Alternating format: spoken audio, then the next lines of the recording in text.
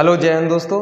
आज मैं हिंदी में आगे क्रियाएं पार्ट 2 जो क्रियाएं रह गई थी मैंने बताया था आपको अकर्मक और सकर्मक क्रिया की पहचान बताई थी। और आज जो आगे है वो सकर्मक क्रिया के भेद की बात करेंगे हम। मैंने बताया था आपको क्रिया पढ़ा रहा था और क्रिया में पार्ट 2 है। जो पार्ट 2 में है वो क्या है आपका आज है सकर्मक क्रिया के भेद। और सकर्मक क्रिया के भेद कितने होते हैं मैंने आपको बताया था। सकर्मक क्रिया के भेद और जो सकर्मक क्रिया के मैंने भेद बताए थे वो आपको बताए थे दो। कितने बताए थे सकर्मक क्रिया के भेद? दो बताए थे। वो कौन कौन से बताए थे? मैंने नंबर 1 बताया था एक कर्मक क्रिया, एक कर्मक क्रिया। दूसरा बताया था द्वय कर्मक क्रिया। क्या बताया था? द्वय कर्मक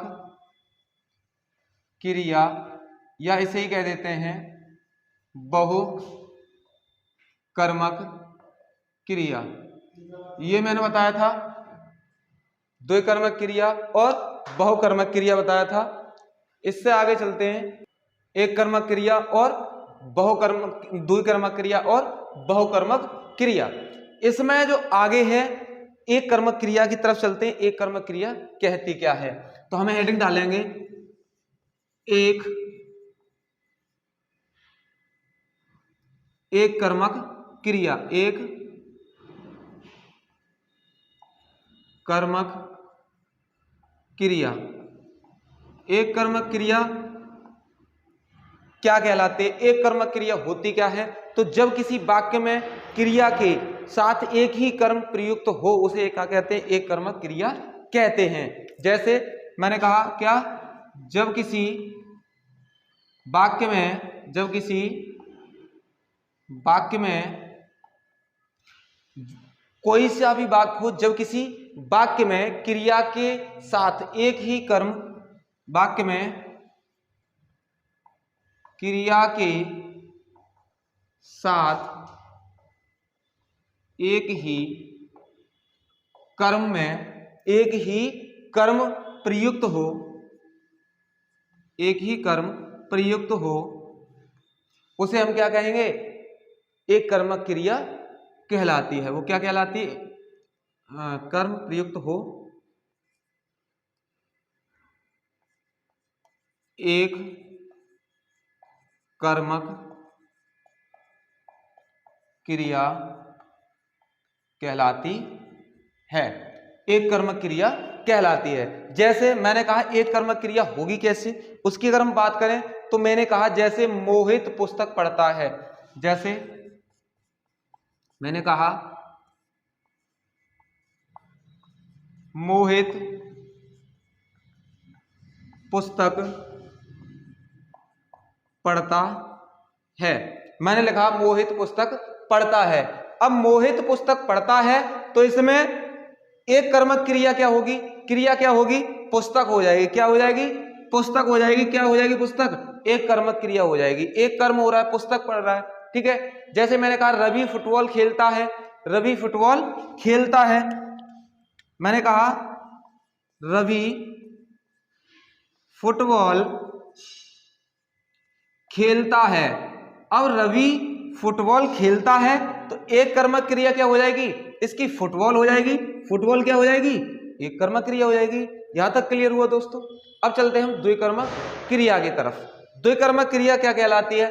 एक कर्मक क्रिया हो गई, एक कर्मक क्रिया। दूसरी होती है द्विकर्मक क्रिया, द्विकर्मक क्रिया। अब ये जो द्विकर्मक क्रिया होगी तो द्विकर्मक क्रिया क्या कहलाती है? द्विकर्मक क्रिया में दो कार्य हो रहे होंगे। ठीक है। जैसे जब किसी वाक्य में क्रिया के साथ दो या दो से अधिक कार्य प्रयुक्त हो तो उसे क्या कहते हैं? द्विकर्मक क्रिया कहते हैं। जैसे मैंने कहा जब किसी वाक्य में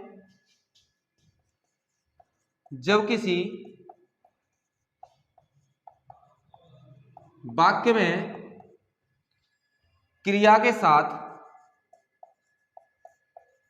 क्रिया के साथ दो या दो से अधिक समझते चलना, मैं बोलता चल रहा हूं, अगर ना समझ में आए उधर दिखाई ना दे तो लिखते चलना। जब किसी वाक्य में क्रिया के साथ दो या दो से अधिक कार्य प्रयुक्त हो, दो या दो से अधिक कार्य प्रयुक्त क्रिया के साथ एक ही, दो या दो से अधिक कार्य प्रयुक्त हो तो वो क्या कहलाएगी आपकी द्विकर्मक क्रिया। द्विकर्मक क्रिया कहलाती है। द्विकर्मक क्रिया कहलाती है। दो कर्म एक साथ हो रहे हो तो क्या कहलाती है? द्विकर्मक क्रिया कहलाती है। अब द्विकर्मक क्रिया कैसे कहलाती है हम वाक्य में प्रयोग करते हैं। जैसे मैंने कहा कि अध्यापक छात्रों को व्याकरण पढ़ा रहा है। मैंने कहा जैसे अध्यापक छात्र को व्याकरण पढ़ा रहा है। मैंने क्या कहा? अध्यापक छात्रों को व्याकरण पढ़ा रहा है। अध्यापक छात्रों को व्याकरण पढ़ा रहा है, यहां हो जाएगा छात्रों को, अध्यापक छात्रों को व्याकरण पढ़ा रहा है। तो यहां द्विकर्मक क्रिया कैसे हो गई? कर्म क्या है? छात्रों का, पढ़ाना क्या है, ठीक है, और व्याकरण क्या है आपका? व्याकरण भी कर्म हो जाएगा। तो ये क्या है आपका? कर्म है, छात्रों को पढ़ाना। व्याकरण क्या है?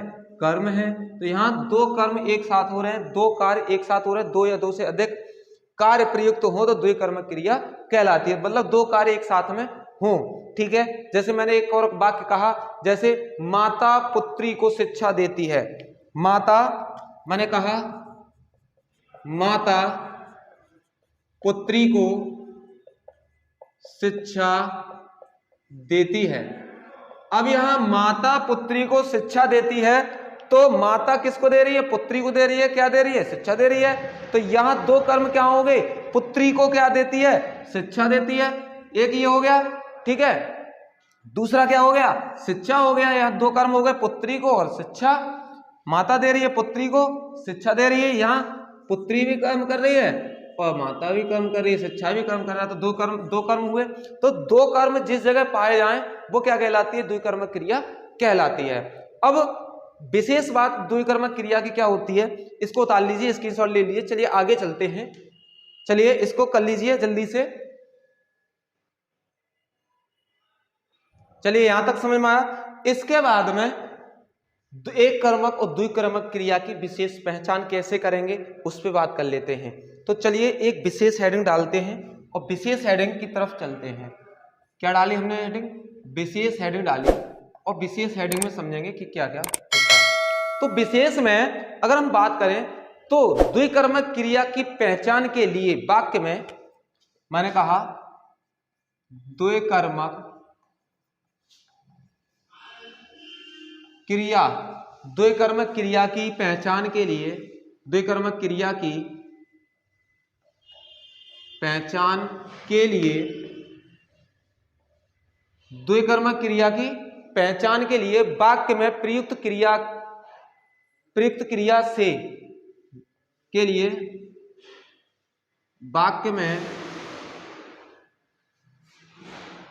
द्विकर्मक क्रिया की पहचान के लिए वाक्य में मैंने कहा कि द्विकर्मक क्रिया की पहचान के लिए वाक्य में प्रयुक्त क्रिया से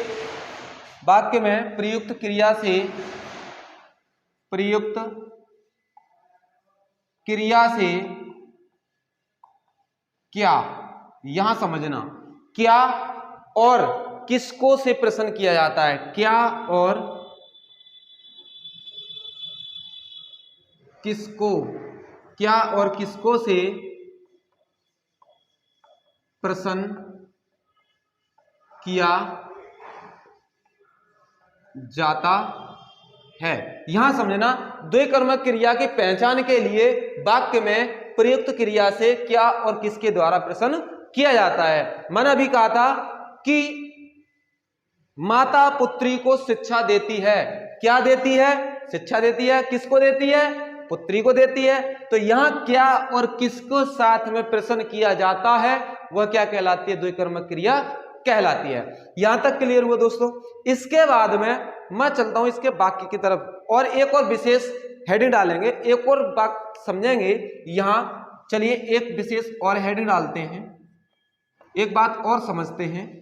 जैसे मैंने कहा कि यदि किसी वाक्य में देने का बोध हो रहा हो, मैं लिखता चल रहा हूं, यदि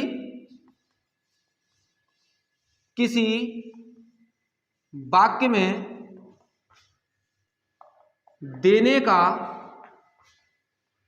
बोध हो रहा हो। अब यहां बात की जा रही है यदि किसी वाक्य में देने का बोध हो रहा हो और दान दिया जा रहा हो, देने का बोध हो रहा हो और दान दिया जा रहा हो। अब यहां यदि किसी वाक्य में देने का बोध हो रहा हो और दान भी दिया जा रहा हो तो वहां क्या और किसको, दोनों का उत्तर, तो वहां क्या और किसको, दोनों का उत्तर। अब यहां दान भी दिया जा रहा है, ठीक है।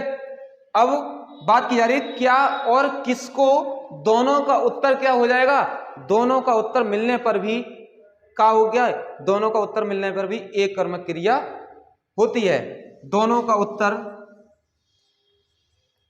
मिलने पर भी क्या होती है? एक कर्मक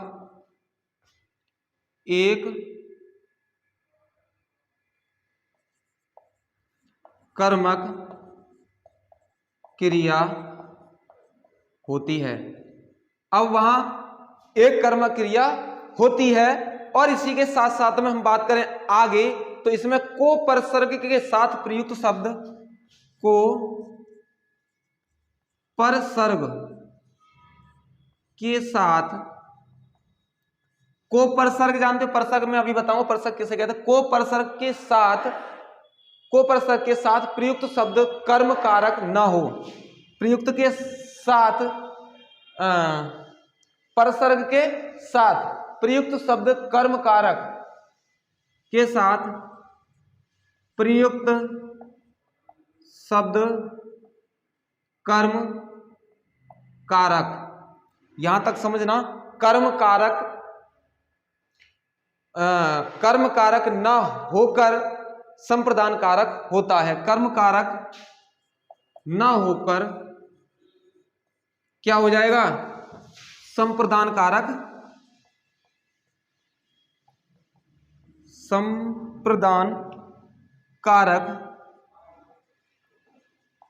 होता है। अब पूरी परिभाषा हम समझेंगे। मैंने कहा यदि किसी वाक्य में देने का बोध हो रहा हो और दान दिया जा रहा हो तो क्या और किसको, दोनों का उत्तर मिलने पर भी एक कर्मक क्रिया होती है। और इसमें को परसर्ग मतलब कि बीच में को परसर्ग के साथ प्रयुक्त शब्द कर्म कारक न होकर संप्रदान कारक होता है। कर्म कारक न होकर क्या होता है? संप्रदान कारक होता है। जैसे मैंने कहा कि राजा ने ब्राह्मण को गाय दी, जैसे मैंने कहा राजा ने ब्राह्मण को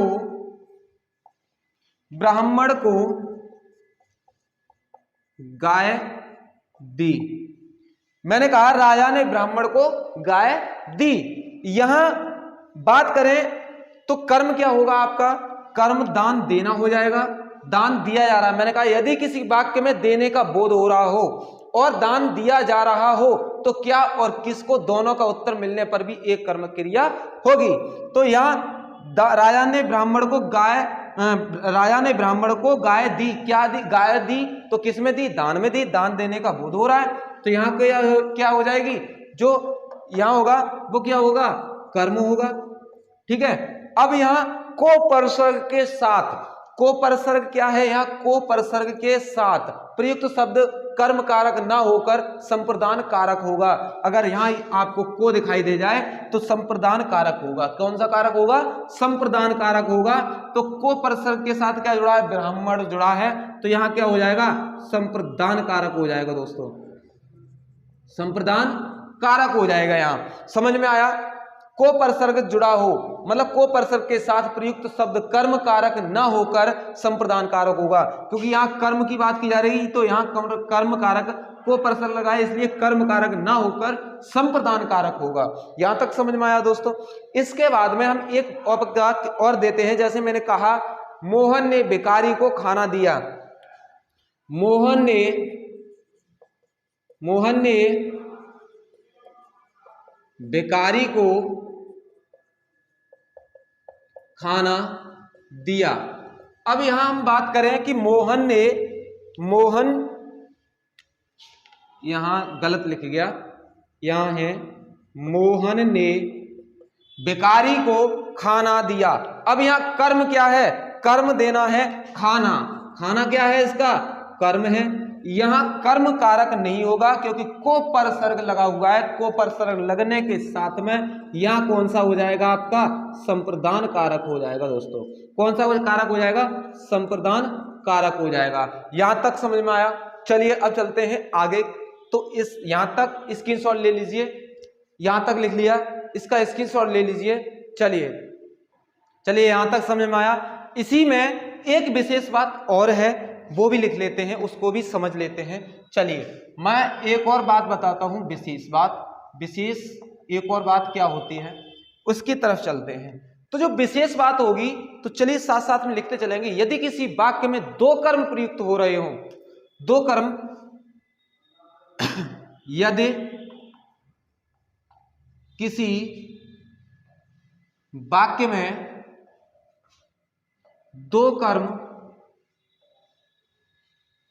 समझना, यदि किसी वाक्य में दो कर्म प्रयुक्त हो तो जो कर्म पहले प्रयुक्त होगा, यदि किसी वाक्य में दो कर्म प्रयुक्त हो तो जो कर्म पहले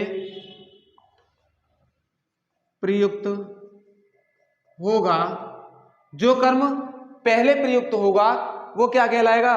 वह बाद में प्रयुक्त कर्म। मतलब यदि किसी वाक्य में दो कर्म प्रयुक्त हों तो जो कर्म पहले प्रयुक्त होगा, वह सजीव परसर्ग सहित, जो कर्म पहले प्रयुक्त होगा वह सजीव परसर्ग सहित होगा। मतलब कि परसर्ग सहित और गौण कर्म। समझते चलना, यहां समझते चलना, एक एक पॉइंट समझते चलना, यहां से क्वेश्चन बनते हैं ज्यादातर। ठीक है? सजीव परसर्ग सहित और गौण कर्म होगा तथा बाद में। अब यहां तक तो समझ में आ गया होगा कि यदि किसी वाक्य में दो कर्म प्रयुक्त हो तो जो कर्म पहले प्रयुक्त होगा उसके साथ सजीव परसर्ग सहित और गौण कर्म होगा। बाद में, अगर बाद की बात की जाए तो बाद में प्रयुक्त कर्म निर्जीव परसर्ग, बाद में मैंने क्या कहा? बाद में प्रयुक्त कर्म, बाद में प्रयुक्त कर्म परसर्ग सहित था, वहां यहां क्या हो जाएगा? परसर्ग रहित हो जाएगा। परसर्ग रहित और क्या हो जाएगा? और मुख्य कर्म होता है, और मुख्य कर्म होता है।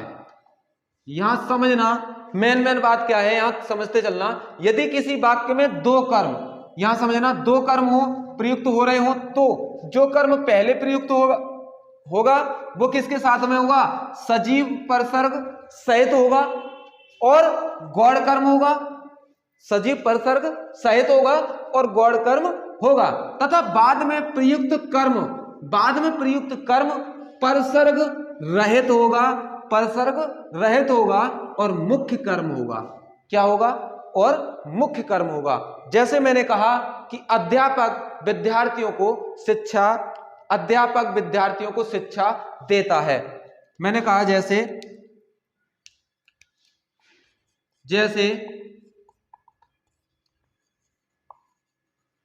अध्यापक विद्यार्थियों को शिक्षा देता है। मैंने कहा कि अध्यापक विद्यार्थियों को शिक्षा देता है। अब यहां अध्यापक विद्यार्थी को शिक्षा देता है, यहां हम समझेंगे कि दो कर्म कहां कहां हो गए। तो यहां अध्यापक विद्यार्थियों को क्या देता है? शिक्षा देता है। तो पहला कर्म क्या हो जाएगा? विद्यार्थी हो जाएगा और दूसरा कर्म क्या हो जाएगा? शिक्षा हो जाएगी। पहला कर्म आपका क्या हो गया? विद्यार्थियों, और दूसरा कर्म क्या हो गया? शिक्षा हो गया। तो यहां दो कर्म एक साथ में प्रयोग हो रहे हैं। ठीक है। अब एक बात और, अगला एक और लिखते हैं। जैसे मुकेश गाय को चारा डालता है। क्या मैंने कहा? मुकेश गाय को चारा डालता है। मुकेश गाय को चारा डालता है।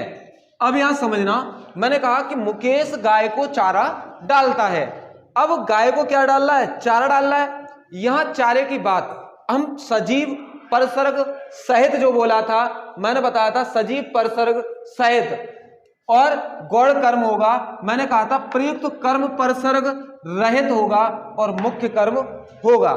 तो यहां जो मुकेश गाय को चराता है, इस वाक्य में हम समझेंगे कि सजीव परसर्ग सहित क्या है और प्रयुक्त कर्म में परसर्ग रहित क्या है, जो मुख्य कर्म क्या होता है। तो यहां चलेंगे तो गाय को क्या हो जाएगा? पहली बात इसमें पहला तो हो जाएगा, क्या हो जाएगा? सजीव हो जाएगा।